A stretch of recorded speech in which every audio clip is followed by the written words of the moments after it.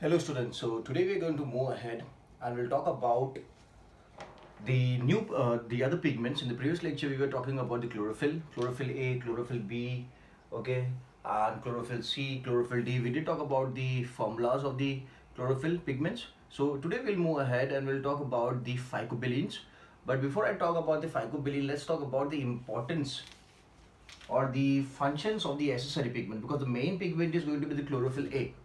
ठीक है, जो मेन पिगमेंट है that is going to be chlorophyll A. The rest all the pigments available जिनकी बात मैं कर रहा हूँ, okay, those pigments are going to be what accessory pigments. So what is the benefit और what is the importance of having an accessory pigment, because main जो काम है लाइट एब्जॉर्प्शन का that is going to be done by chlorophyll A. ठीक है, so what about the rest of the pigments. ठीक है, so if you talk about the functions of accessory pigments और the importance of accessory pigments.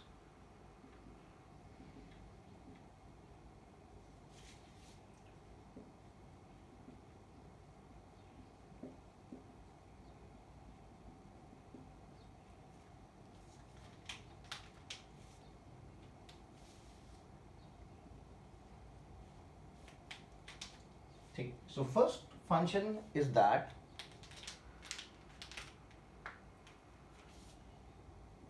chlorophyll absorbs blue and red light. ठीक है, chlorophyll absorbs blue and red light. तो जो दूसरी lights है, okay, दूसरी वेवलेंथ की जो लाइट है उसको कौन एब्जॉर्ब करेगा? So that is going to be absorb by the accessory pigments. ठीक है, so chlorophyll absorbs blue and red light while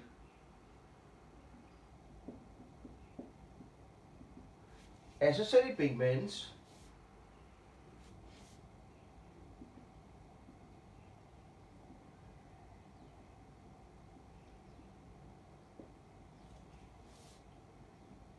absorb other color light and transfer it to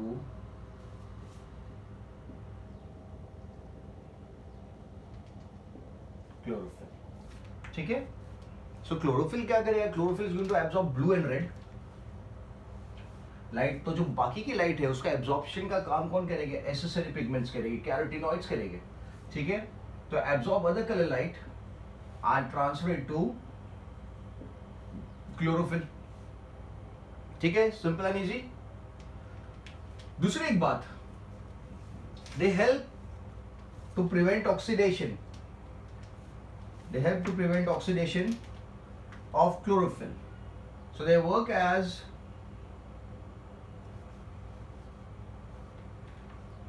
accessory pigments.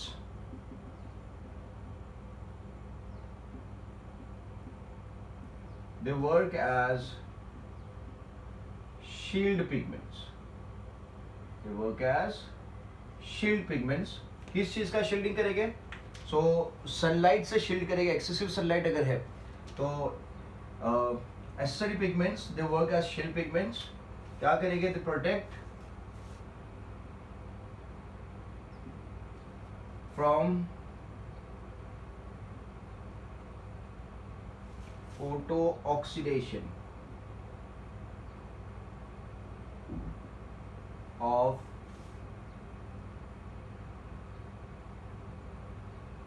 Chlorophyll. Protect from photo oxidation of chlorophyll. किस तरीके से photo oxidation से prevent करेंगे? तो ये क्या करते हैं, जो फ्री रेडिकल होता है, फ्री ऑक्सीजन रेडिकल जो अवेलेबल होता है उसको क्या करते हैं? उसके साथ बाइंड हो जाते हैं.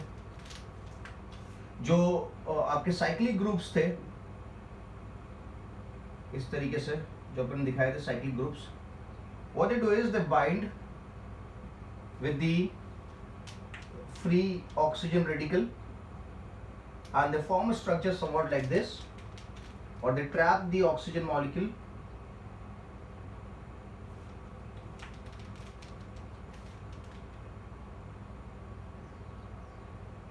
इस तरीके का स्ट्रक्चर बनाएंगे. मतलब ये जो स्ट्रक्चर है, this is known as what? This is the epoxy carotenoid.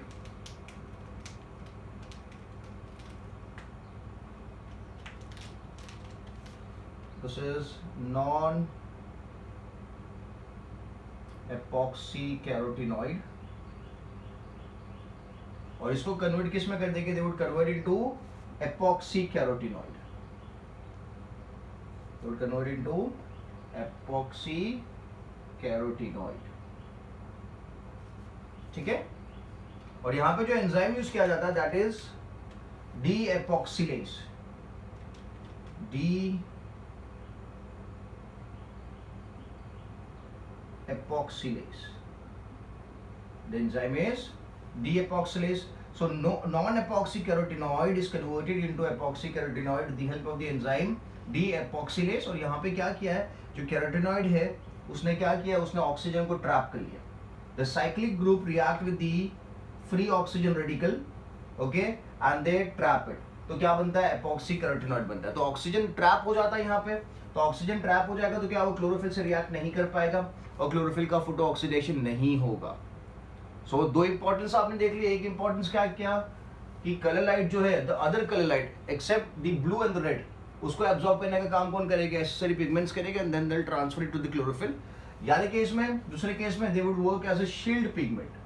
वो शील्ड पिगमेंट का काम करेंगे, मतलब वो क्लोरोफिल का फोटो ऑक्सीडेशन होने से बचाएगी, प्रोटेक्ट फ्रॉम और prevents from photo oxidation of chlorophyll. किस तरीके से, तो जो फ्री रेडिकल्स अवेलेबल होते हैं उसके साथ बाइंड करेगा carotenoid, non epoxy carotenoids bind करेगा और क्या बनाएंगे, ऑक्सीजन को ट्रैप कर लेंगे, तो क्या बनेगा, एपॉक्सी कैरोटिनॉइड बनेगा, एपॉक्सी कैरोटिनॉइड बनेगा. ठीक है. So this are some of the functions of the accessory pigments. Done. So now let's talk about phycobilins. Phycobilins आपने आगे देखा, तो फाइकोबिलिन्स की बात करते हैं. So phycobilins are present in blue green algae and red algae.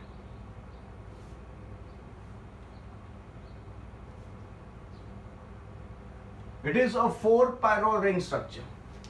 Pyrrole rings पता है ना आपको, बट यहाँ पे जो pyrrole ring structure that is going to be the open. आगे वाले क्लोरोफिल के स्ट्रक्चर में आपने क्या देखा, क्लोज्ड pyrrole ring structure था, यहाँ पे ओपन pyrrole ring structure होगा. So let's talk about phycobilins.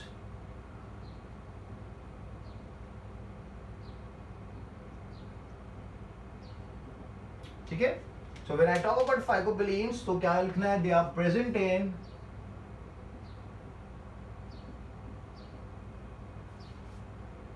Blue green algae and red algae. Blue green algae and red algae. आपको पता फाइकोबिलिन्स में कौन कौन से टाइप के पिगमेंट्स अवेलेबल थे, तो यहां पे अवेलेबल था एलोफाइकोसाइनिन,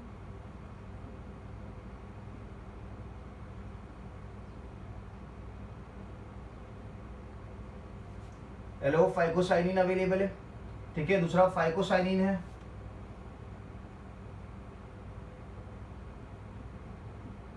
और तीसरा क्या था, इरिथ्रीन, phyco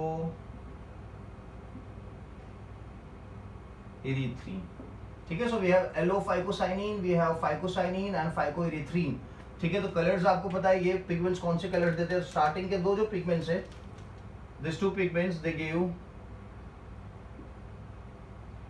blue colour and this particular pigment it gives red colour. ठीक है. ये आपको बात पता होनी चाहिए. नाउ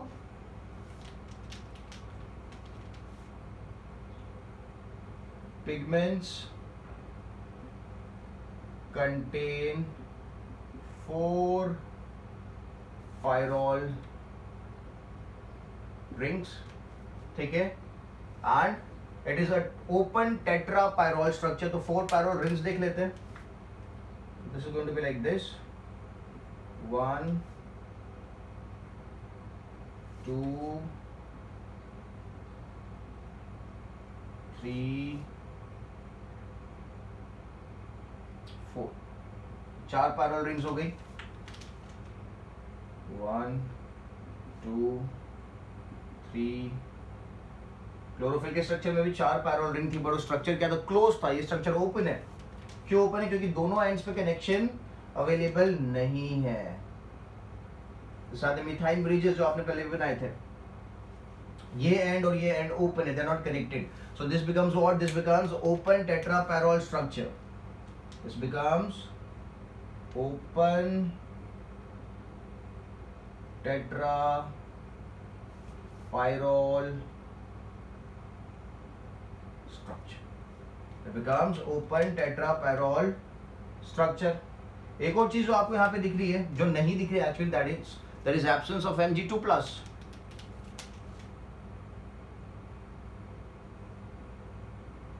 and T, ये दोनों चीजें यहाँ पे एब्सेंट है.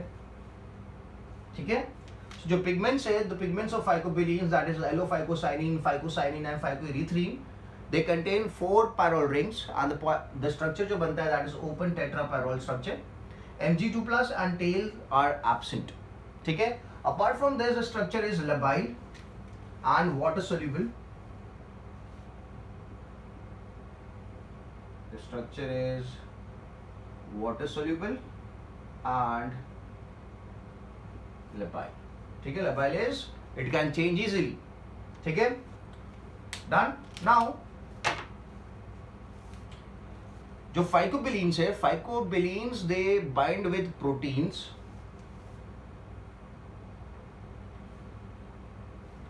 फाइकोबिलीन्स प्रोटीन के साथ बाइंड हो जाते हैं and they form a structure which is known as phycobiliproteins.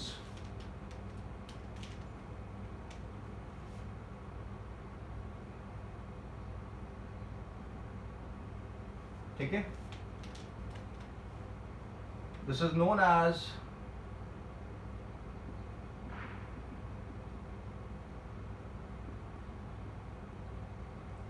phycobiliproteins. ठीक है. This phycobiliproteins they bind to the surface of thylakoid. Thylakoid की जो surface है, let's say this is the surface of thylakoid. ये thylakoid बनाते हैं अपन. ठीक है. अच्छा, thylakoid अपन ने नैरो दिखाया था ना, तो मैं नैरो दिखाता हूँ इस तरीके से. ये thylakoid की surface अगर है,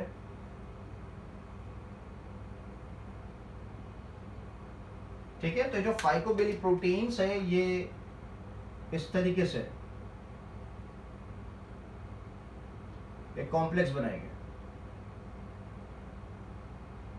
किसके ऊपर? थाइलाकॉइड की मेम्ब्रेन के ऊपर. और they are going to be attach with chlorophyll A. ये क्लोरोफिल ए से कनेक्टेड होता है. ठीक है. This complex is known as phycobilisome.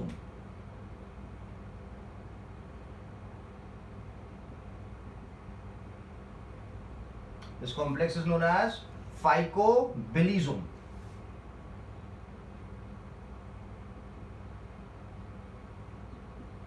ठीक है. जहां पे क्या दिख रहा है आपको? The phycobiliproteins are bound to the chlorophyll A. यहां पे मैं क्लोरोफिल ए दिखा देता हूं. This is chlorophyll A. ठीक है. And this is what? This is thylakoid. तो थाइलाकॉइड की सरफेस के ऊपर आपने फाइकोबिलिप्रोटीन्स को अटैच होता हुआ दिखाया, और जो कॉम्प्लेक्स बनाया that is termed as phycobilisome. ठीक है. तो ये क्या करने वाले? फाइकोबिलिसोम क्या करेगा? So it would absorb the other wavelength light and pass it to whom? Chlorophyll A. absorb light energy, absorb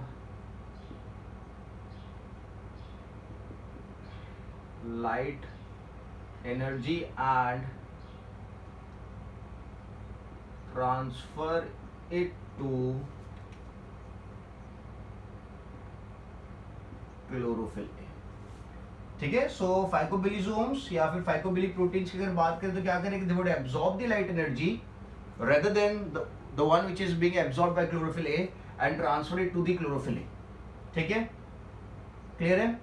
Apart from this, the phycobilisomes or the phycobiliproteins are also associated with Gaiduco phenomena.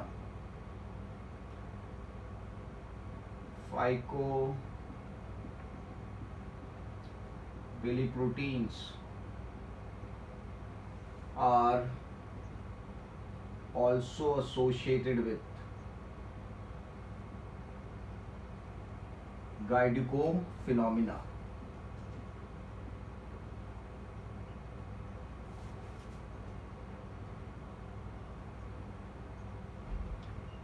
Gaidukko phenomena, which is also known as complementary chromatic adaptation, which is also termed as complementary chromatic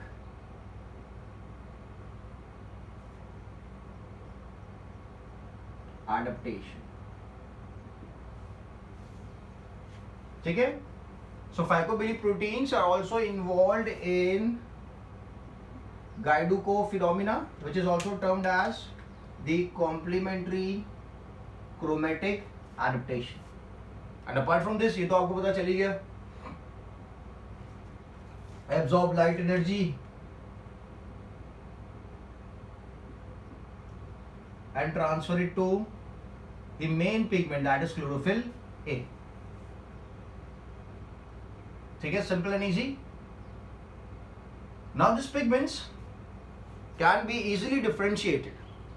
अगर इन pigments को, color pigments को differentiate करना है, so they can be easily differentiated on the basis of their molecular weight.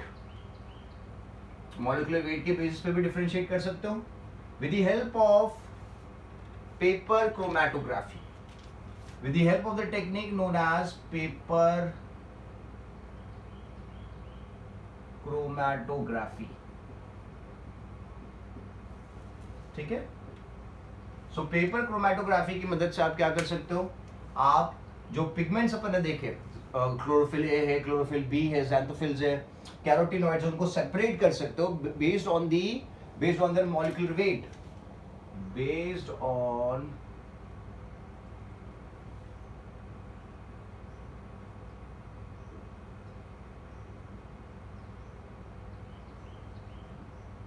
Molecular weight. So किस तरीके से, so let's say there is a chromatography paper.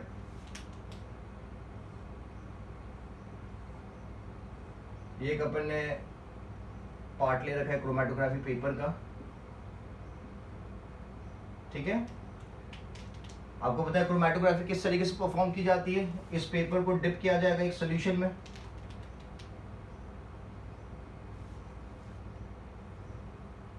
ठीक है, नॉट टोटली, पार्शियली इतना डिप रहेगा.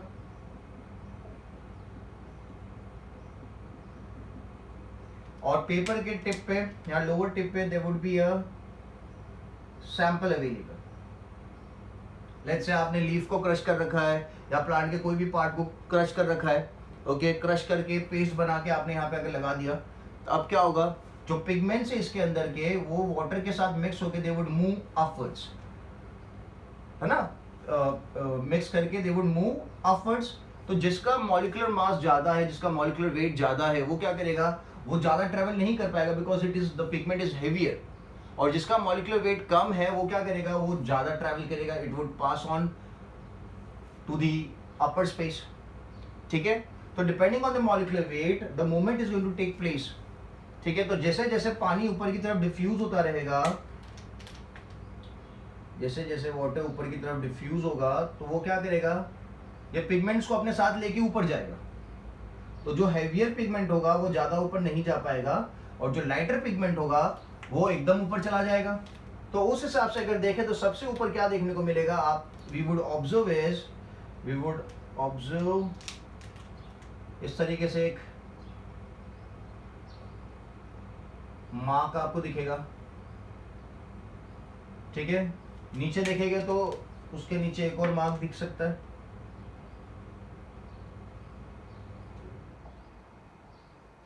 ठीक है, और नीचे देखें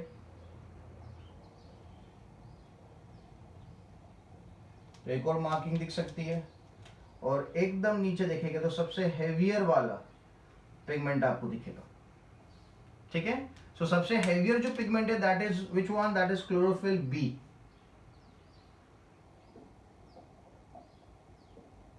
दैट इज क्लोरोफिल बी. उससे लाइटर कौन है, so that is chlorophyll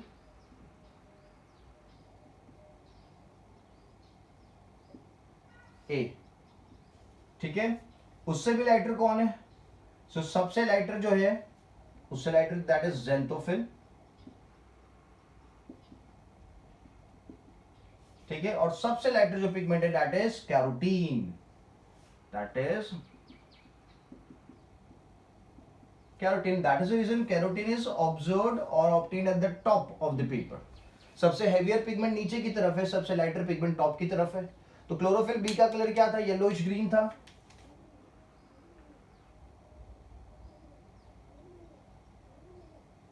chlorophyll A का क्या कलर था? So that was bluish green.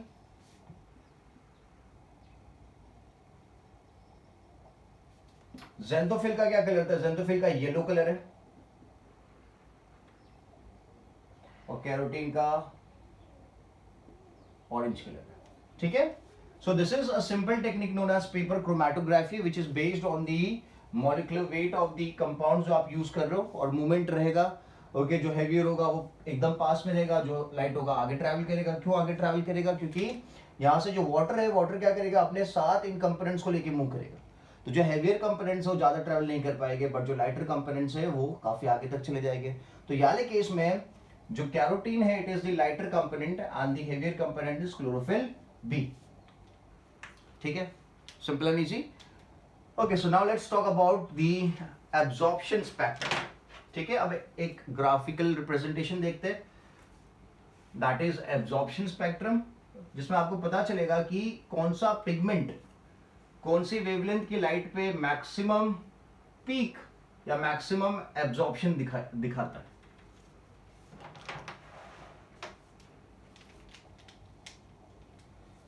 Absorption spectrum,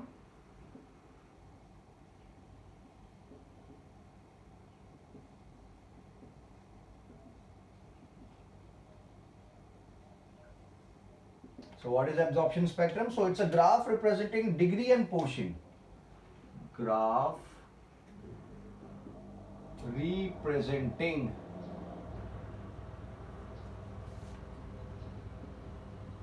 degree and portion of absorption, degree and portion of wavelength, I'll put it more defined, of wavelength of light absorbed.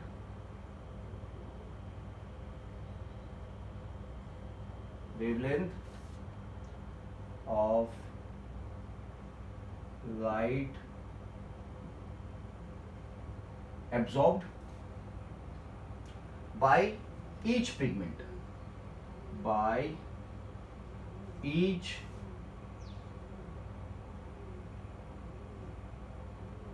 pigment, ठीक है। So what is absorption spectrum? Absorption spectrum is graph representing degree and portions of wavelength of light absorbed by each pigment.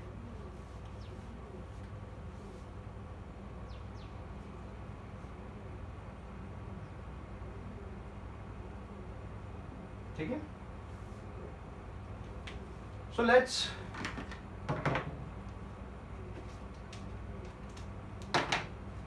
draw a graphical representation.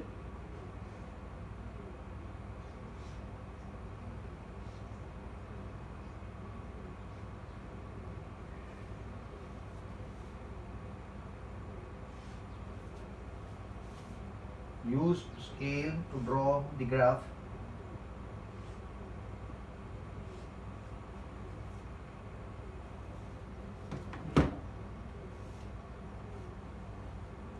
I'll rub this down.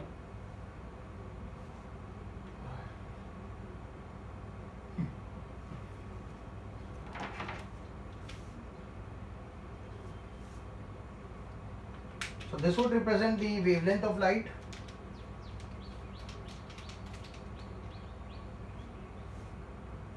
So let's say 400,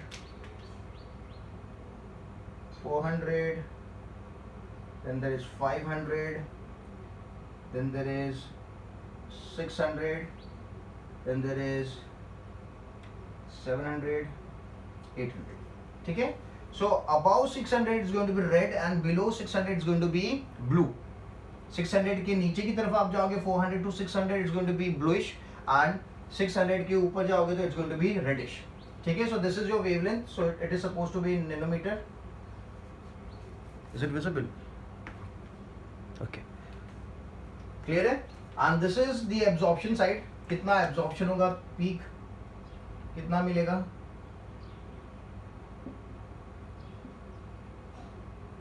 So this is the absorption site.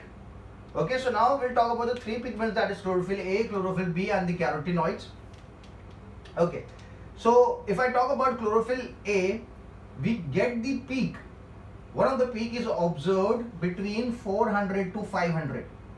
One of the peak of chlorophyll A or the maximum absorption is observed at blue color between the range of 400 to 500 nanometer wavelength. ठीक है, and that is 435. So one of the peak is observed, I'll just mark it right now, 435, somewhere here 435, and the another peak is observed between 600 to 700. The another peak is observed between 600 to 700 and that is observed at 673. That is observed at 673. ठीक है, तो एक absorption maxima is getting is represented or is shown at the range between 600 to 700 and that is 673. 673 and another peak is observed in blue color, that is 435. Let's put it a bit down. 435. ठीक है, so let's connect the dots.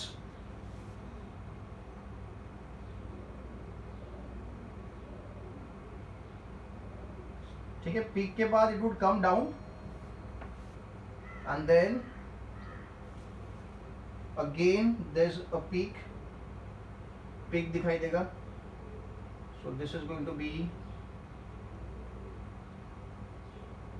Again coming back.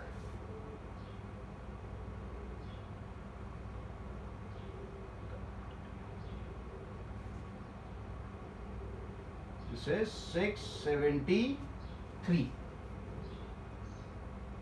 ठीक है, this is blue. So this one is for chlorophyll A. This is chlorophyll A. ठीक है, we have other chlorophyll pigments available which also show maximum absorption at 683. I'll put it here. 683 nanometers and 703 nanometers. ठीक है, दूसरे chlorophyll pigments में available है जो 683 nanometre पे दिखा सकते हैं एंड 703 नैनोमीटर पे भी दिखा सकते हैं. ठीक है, so now talking about the another pigment that is chlorophyll B की बात करते हैं. तो chlorophyll B, okay, chlorophyll B का अगर एक पीक देखें so that is observe between the range of 400 to 500 and that is at 453. So one of the peak is observed at 453. So 453, let's put somewhere here. Okay, this is 453. Okay, and then another peak is observed between 600 to 700. That is 642. So 642, let's put it somewhere here. Okay, clear है? So now let's connect it.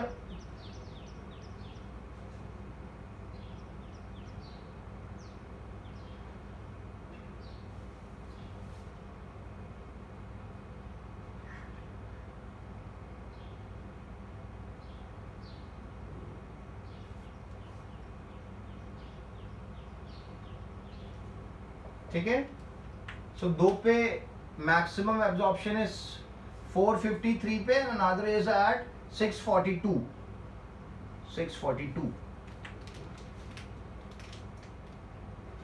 Okay, so this is chlorophyll B. This is chlorophyll B. ठीक है, and what else do we have? We have carotenoids also. तो carotenoids का absorption maxima that is seen between 400 to 500 nanometer.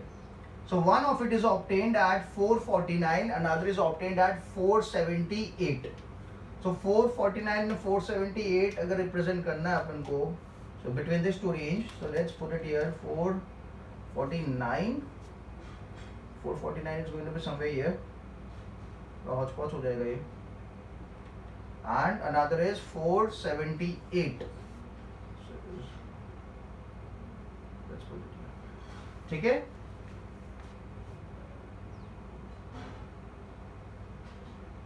So one of the peak is here and the another peak is here. Then it falls down.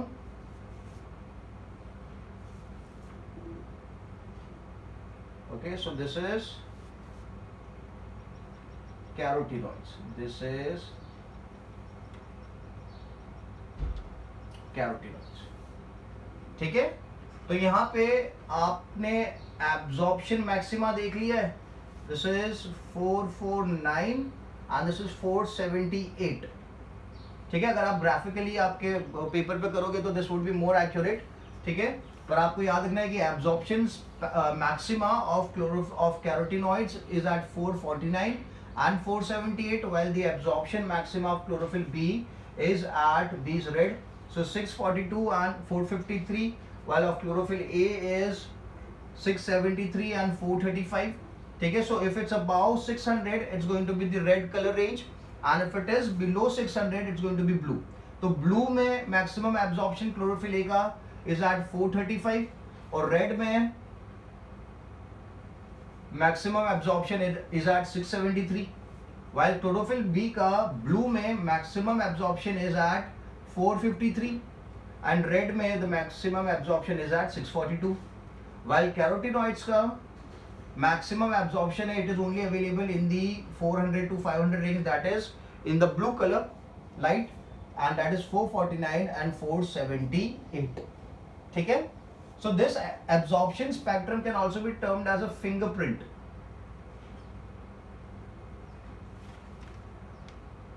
of color pigments. This can also be termed as fingerprints of color pigment. ठीक है, because this is going to be accurate every time if you do the absorption spectrum. यही जगहों पे आपको peaks देखने को मिलेगी. ठीक है, so let's move ahead and now talk about action spectrum. ठीक है, this was absorption. अब बात करेंगे action spectrum. ये action is कहाँ पे फोटोसिंथेटिक एक्टिविटीज मैक्सिमम होगी, कौन सी वेवलेंथ लाइट में मैक्सिमम होगी. तो आपको आइडिया तो आ गया होगा कौन सी वेवलेंथ ऑफ लाइट में मैक्सिमम होगी. But will do the experiment performed by a scientist known as Engelmann.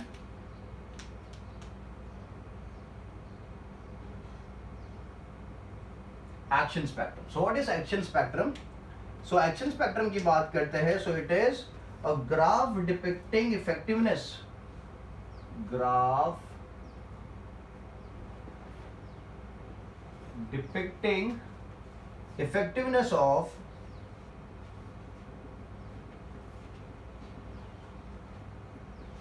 किसका effectiveness? So effectiveness of different wavelength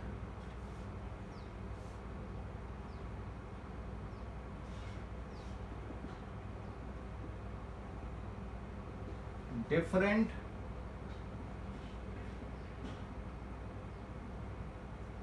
wavelength of light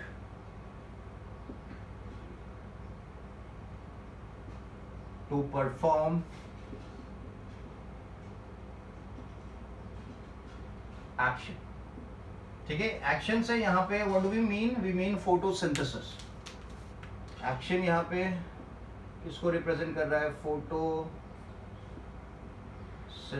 को रिप्रेजेंट कर रहा है. ठीक है, so action spectrum is what? It's a graphical और it's a graph depicting effectiveness of different wavelength of light to perform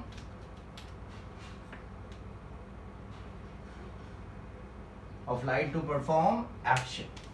ठीक है, so action is photosynthesis. And यहाँ पे we would talk about the work of the scientist Engelmann. ठीक है, so what did Engelmann do? Engelmann used oxygen loving bacterias या फिर oxygenic bacterias and a spirogyra या फिर क्लैडोफोरा एंड अ प्रिज्म. ठीक है. So with the help of a prism, he split the white light into its components. So let's say there's a prism here. Prism. White light वाला experiment तो आपने lower science में देखा है, but not related to biology. और यहाँ पे टुक अ dish, और यहाँ पे क्या ग्रो किया उसने, स्पायरोगायरा या फिर क्लैडोफोरा.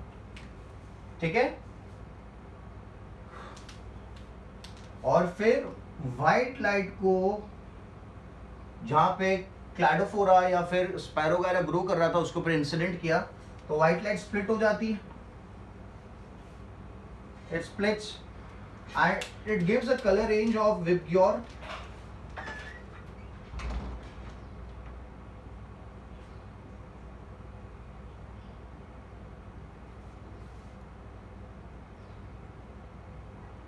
ये कलर रेंज मिलेगा. ठीक है. VIBGYOR,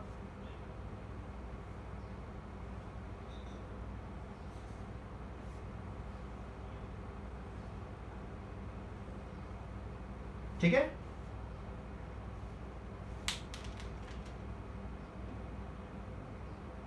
This is white light.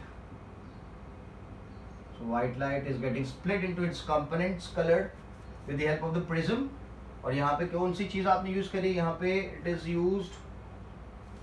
Okay, let's put the name of the scientist. Name of the scientist is Engelmann.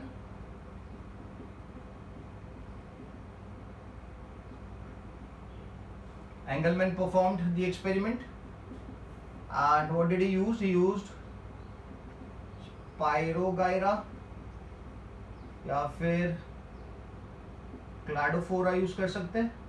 और दूसरी जो इंपॉर्टेंट चीज उसने यूज करी, that is oxygen loving bacteria.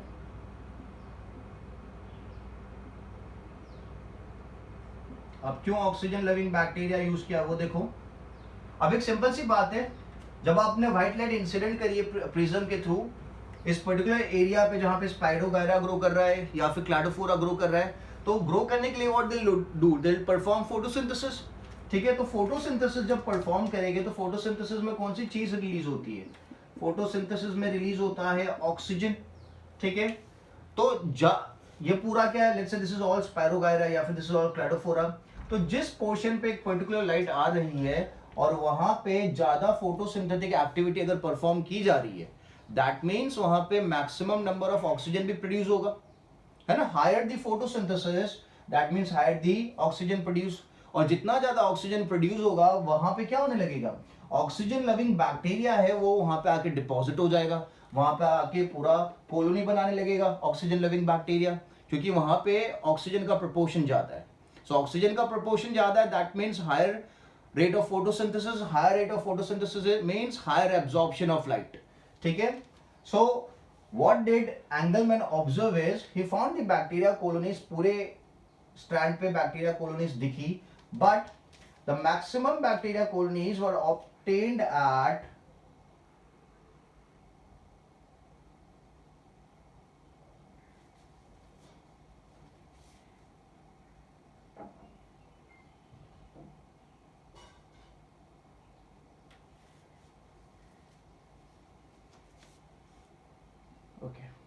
ये सब बैक्टीरिया कॉलोनीज है.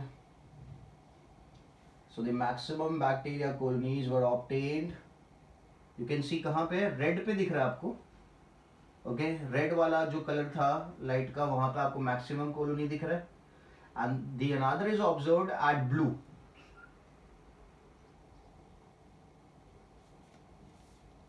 ठीक है. सो नाउ ये भी प्रूव हो गया कि the maximum photosynthesis is observed at blue and red. ठीक है. Simple and easy. सो यहां पे मैं लिख देता हूं, हायर ऑक्सीजन, तो क्या है, that means higher photosynthesis. If higher photosynthesis, that means higher absorption of light. जिसकी वजह से क्या आएगा, मोर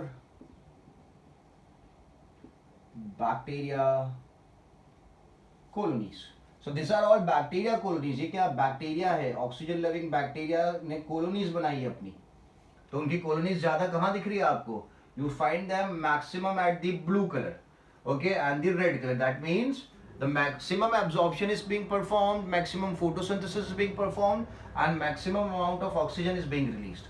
So this practical, okay, very nice, very simple practical was performed by Engelmann. ठीक है, with the help of Spirogyra, यहाँ पे Spirogyra use कर सकते हैं या फिर Cladophora, and with the help of oxygen loving bacteria. ठीक है, तो यहाँ पे प्रिज्म यूज करके व्हाइट लाइट को स्प्लिट किया जाता है और उसका जो स्पेक्ट्रम आता है उस स्पेक्ट्रम में देखा जाता है कि जो स्पायरोगायरा है या फिर क्लैडोफोरा है मैक्सिमम फोटोसिंथेसिस कौन से कलर रेंज में कर रहा है। तो वो फाइंड आउट करने के लिए कि फोटोसिंथेसिस ज्यादा कौन से कलर रेंज में हो रहा है, तो यहाँ पे ऑक्सीजन लविंग बैक्टीरिया भी यूज किया गया, बिकॉज जहां पे ऑक्सीजन ज्यादा प्रोड्यूस होगा वहां पे बैक्टीरिया क्या करेगा, अपना बिल्डअप करेगा, अपनी कॉलोनी ज्यादा बनाएगा। तो क्या ऑब्जर्व किया गया कि ब्लू वाली कलर रेंज में जो बैक्टीरिया की कॉलोनीज थी वो मैक्सिमम थी, और रेड वाले कलर रेंज में बैक्टीरिया की कॉलोनीज थी वो मैक्सिमम थी। ठीक है, so very simple work done by Engelmann. So this is known as the action spectrum. ठीक है, ग्राफिकली अगर आप इसको देखो, if you plot it like this, तो आपको ब्लू पे और रेड पे आपको क्या देखने को मिलेगा, आपको पीक्स देखने को मिलेगी। ठीक है, okay, so good, so let's move ahead.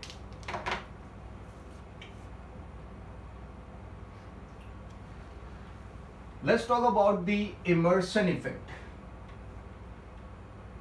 Based on the name of the scientist, Emerson. So what did Emerson observe? He studied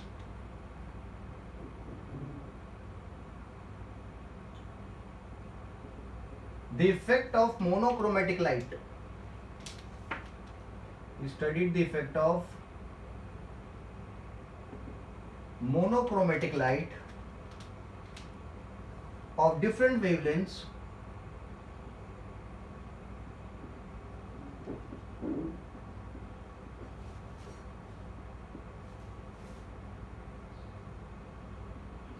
monochromatic light of different wavelength. ठीक है, studied the effect of monochromatic light of different wavelengths on the photosynthetic activity.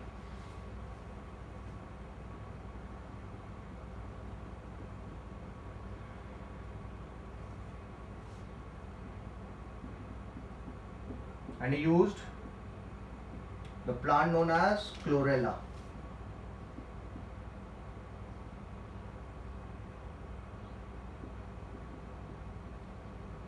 And he used the plant known as chlorella. ठीक है, so what did he observe is when this plant was given light of the wavelength 680 nanometers, okay, और उस wavelength को अगर बढ़ा दिया जाता है, 680 से ज्यादा कर दिया जाता है, so there is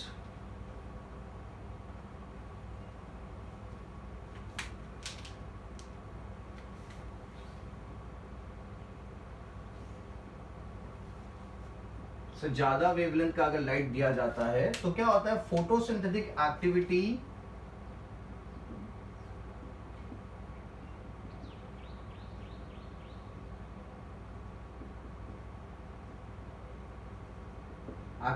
डिक्लाइन हो जाती है। क्या हो जाती है, फोटोसिंथेटिक एक्टिविटी डिक्लाइन हो जाती है। कब, जब क्लोरेला प्लांट को 680 नैनोमीटर वेवलेंथ की जो लाइट है उससे थोड़ी सी ज्यादा वेवलेंथ दी जाती है, तो फोटोसिंथेटिक एक्टिविटी क्या हो जाती है, डिक्लाइन हो जाती है।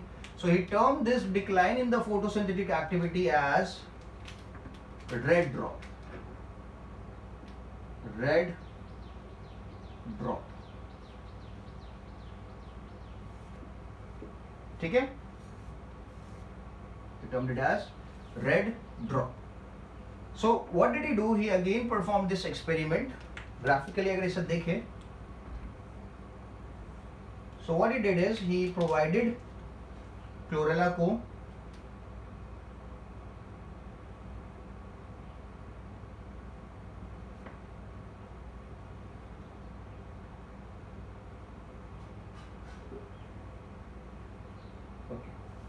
So one of the wavelength was 650 to 680, 650 से 680 नैनोमीटर वेवलेंथ वाला लाइट था। तो उसमें जो फोटोसिंथेटिक एक्टिविटी था वो नॉर्मल था, कुछ ज़्यादा फोटोसिंथेटिक एक्टिविटी नहीं हो रहा था। और दूसरा जो वेवलेंथ ऑफ लाइट था that was 700 to 720 nanometres.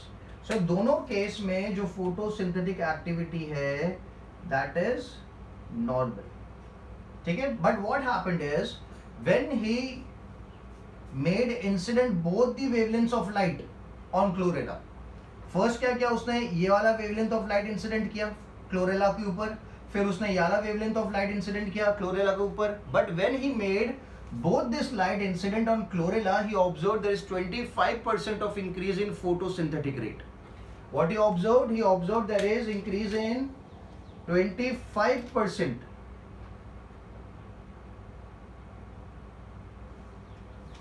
in the photosynthetic rate of chlorella. कब? When he made incident दोनों wavelength of light on the 650 से 680 भी दिया एंड 700 से 720 नैनोमीटर दिया। मतलब दोनों वेवलेंथ ऑफ लाइट जब क्लोरेला के ऊपर इंसिडेंट किया, so there was increase of 25% increase in photosynthesis. 25% of increase in photosynthesis was observed when both the wavelengths of light were made incident on the plant Chlorella. तो यहां से what did Emerson understand, okay, उसके दिमाग में क्या है, तो उसने ये सोचा कि may be in the plant there are two photo systems working simultaneously, because यहां पे भी फोटोसिंथेसिस हो रहा है, ये रेंज पे भी फोटोसिंथेसिस हो रहा है, बट जब ये दोनों साथ में काम कर रहे हैं तो फोटोसिंथेसिस हो रहा है और फोटोसिंथेटिक रेट बढ़ रहा है। So what he concluded that may be there are two photo systems और टू कॉम्प्लेक्सेस वर्किंग, ठीक है। So let's put it down in the words.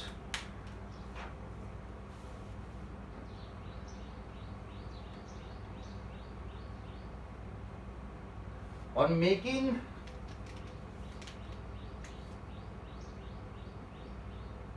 using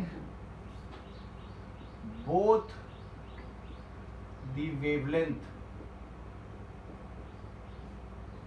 of lights on chlorella, ठीक है, on using both the wavelength of lights on chlorella, he observed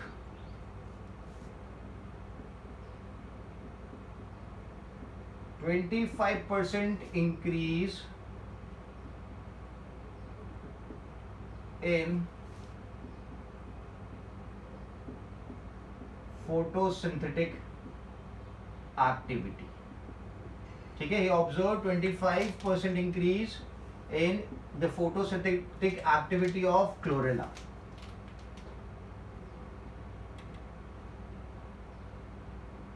ठीक है। this phenomena is known as immersion effect. This phenomena is known as immersion effect या फिर enhancement effect।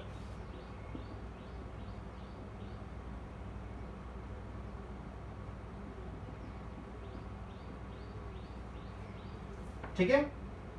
So what is immersion effect? तो immersion effect ये है जो जब दोनों वेवलेंथ की लाइट को इंसिडेंट किया जाता है तो 25% इंक्रीज होता है फोटोसिंथेटिक एक्टिविटी में, that is termed as the Emerson effect और the enhancement effect. And from this phenomena what did Emerson conclude? He concluded that there are two photosystems performing the photosynthetic activity. He concluded that there are two photosystems performing the photosynthetic activity. ठीक है। So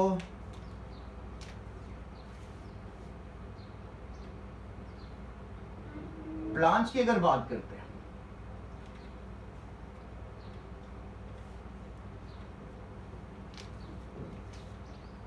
if we talk about plants, so plants में we have two photosystems, that is PS1 photo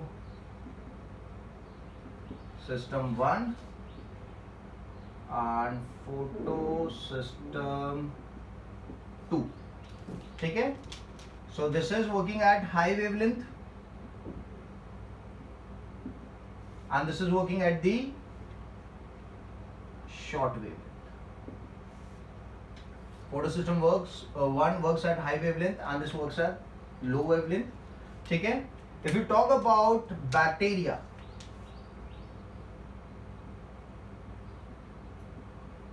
so bacteria has one photosystem. Bacteria has one photosystem. But if we talk about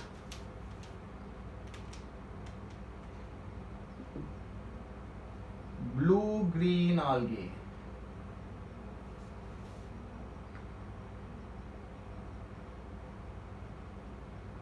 so blue-green algae also consists of two photosystem.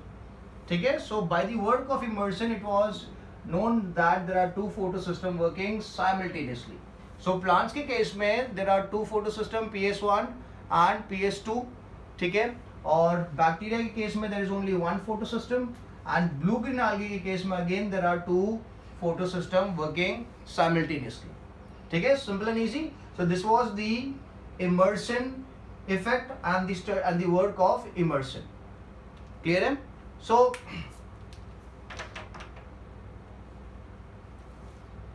okay, so I hope जो भी बातें मैंने बताई clear है. So let's move ahead and let's talk about photosystem. What does a photosystem consist of? कि यार photosystem किस चीज से बना है? So photosystem has two parts.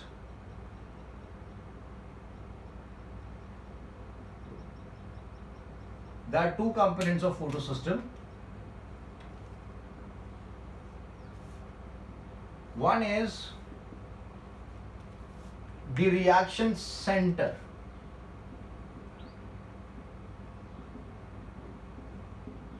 One is the reaction center, and this reaction center consists of a single molecule of chlorophyll A.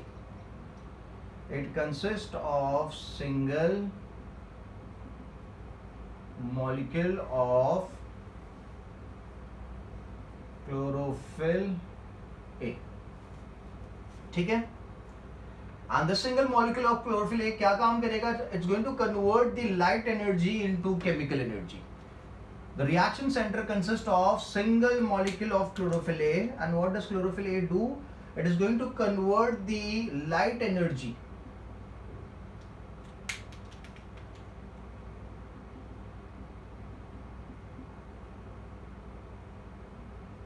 into the chemical energy. Okay, chemical energy आपको पता है ATP. So the conversion of chemical energy into light energy, the conversion of light energy into chemical energy is going to be performed by the chlorophyll A, and this is known as quantum conversion. इसे क्या कहा जाता है? This is termed as quantum conversion. This is termed as quantum conversion. ठीक है? So this is one part of photosystem, that is reaction center, the main part. The another is known as the light harvesting complex. Another part is known as light harvesting complex, that is LHC. That is LHC. ठीक है? So light harvesting complex एक part हो गया, एक part reaction centre हो गया. So what does light harvesting system consist of? तो it consist of all the other accessory pigments apart from chlorophyll A. Chlorophyll A के अलावा जो भी पिगमेंट्स की अपन ने बात करी है, कैरोटिनॉइड्स है, ज़ैंथोफिल्स है, क्लोरोफिल बी है, क्लोरोफिल सी है, all of them are going to be included here in the light harvesting complex. So I'll put it here, carotenoids.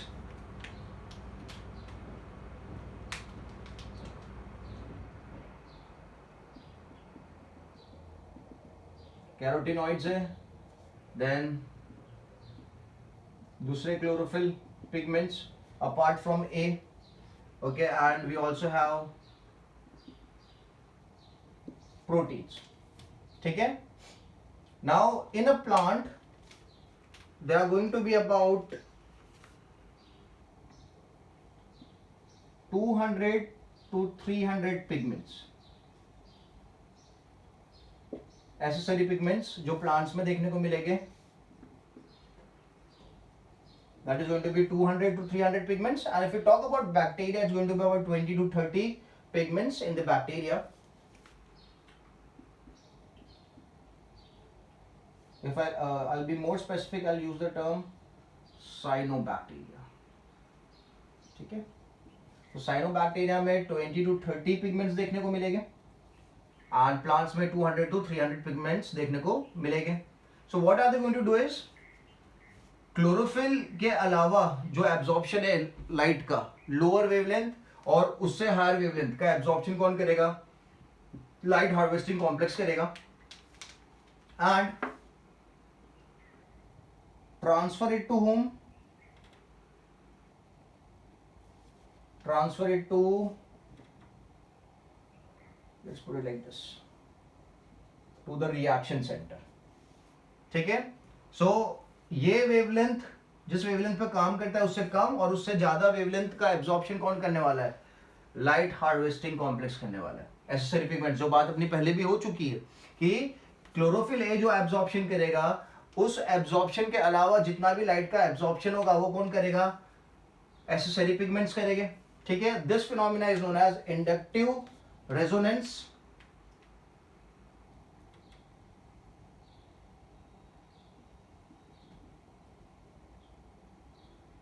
Inductive resonance कहा जा सकता है या फिर it is known as the Forster transfer.